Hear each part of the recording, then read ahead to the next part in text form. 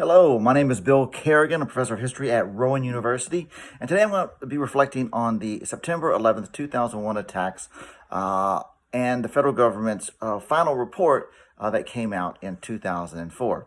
The 9/11 attacks were without a doubt a seismic moment in the history of the United States. Moreover, everyone who lived through that day and the immediate aftermath knew that the future would in fact be quite different. We didn't know exactly where the path was turning, but we did know that everything had in fact turned that day. I was actually in the midst of teaching a U.S. survey course when I found out about the attacks from my wife. She had called my office. I canceled my second class and returned home where we watched on television along with the rest of the world. In our case, we did have an additional level of stress because my wife's father was working at the World Trade Center at the time. We did know that he was very likely safe because we had talked to his wife, who had told us that he had left late for work that morning. Indeed, we found out later that he had never made it to the World Trade Center. He had been turned away by first responders. He did end up losing his job as his company never rebuilt their offices. They relocated them. But otherwise, of course, that was not the main thing at that time. The fact that he was safe was the key.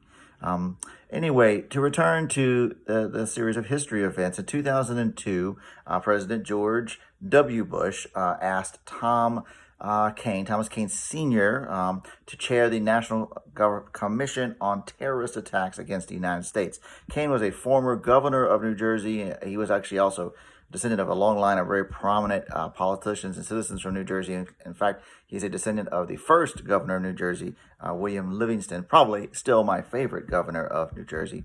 Kane's final report concluded that the 9/11 attacks had been, in fact, carried out by operatives of al-Qaeda and cited problems with the coordination of U.S. intelligence agencies before the attacks. Both in the United States and around the world, however, there was various different ideas that emerged about what exactly had happened on September 11th and who was responsible for them and why. That was even before, of course, the Kane Commission had published their findings. When the report did come out, most people accepted the conclusions of the 9/11 Commission about what had happened and what went wrong, but many rejected the report without even reading it. There were several reasons that individuals both inside the United States and abroad did not even read the report before dismissing it.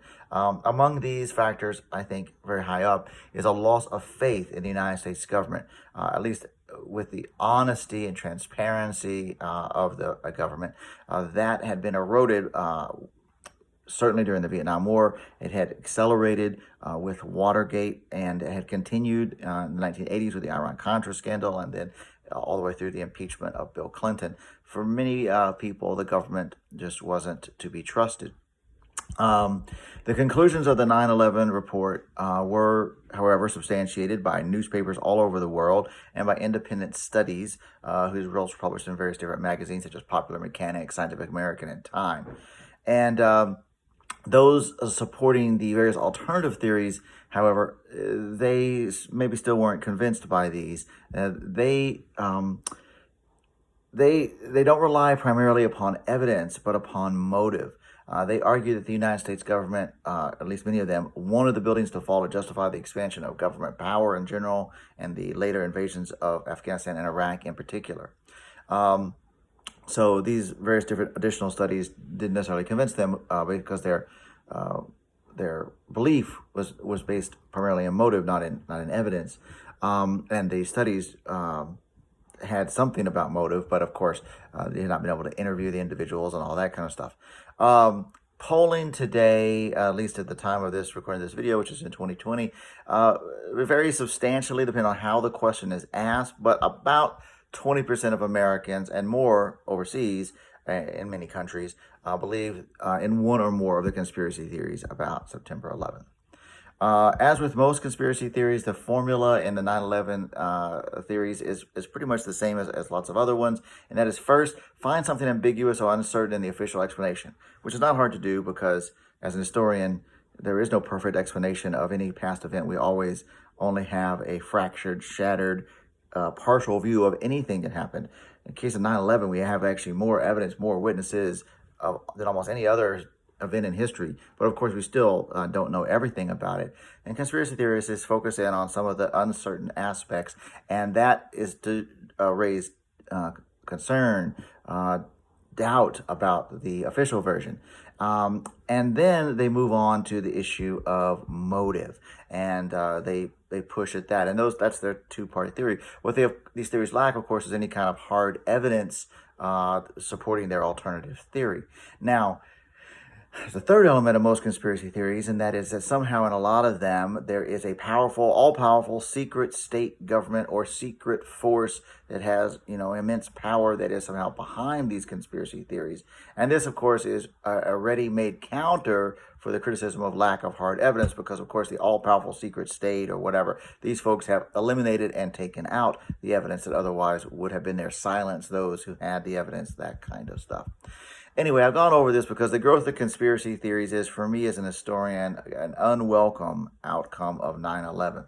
But I want to end on a more positive repercussion of that day, maybe a little bit of a silver lining. And it's one that I don't think a lot of people have highlighted, as far as I can tell. And it comes about also because of my position as a history professor. Anyway, this is the degree to which my students have become more receptive to all manner of historical arguments, emphasizing both cultural factors and contingency. In the 1990s, up to, the 9/11 attacks, I found that most of my students, overwhelmingly, their first and their last explanation involved economic factors. They believed that individuals and nations, their actions could be explained by their desire to become wealthier in one way or another. And it was rare students who moved off of that explanation. And after 9/11, students began to, they still took economic factors seriously. They didn't dismiss them, of course, but they now no longer dismissed quite so readily explanations that, insisted that racial, religious, cultural factors were important. They also came to believe that even in the modern complex world, that individuals or a few individuals could do things that actually change the course of history. Those are ideas that rose in the minds of my students, and they took them more seriously. And their view of kind of cause and effect in history, I think, became more complex. In this regard, I would say that one of the actual outcomes of 9/11 was to expand the, quote, imagination of my students. And of course, that was something, if you remember in the report, that the Kane Commission had said had been lacking in the United States intelligence community, was a lack of imagination. I think, at least in my students, certainly their imagination grew as a result of these events. Anyway, of course, 9/11 was a terrible tragedy, and I don't want to let anyone think that this silver lining in any way balances out what was an absolutely shattering event for so many families and for the entire nation and beyond. But it is one of the things that I've noticed as an historian, and I wanted to end on that. Thank you very much. Have a great day. This has been Bill Carrigan for Rowan University.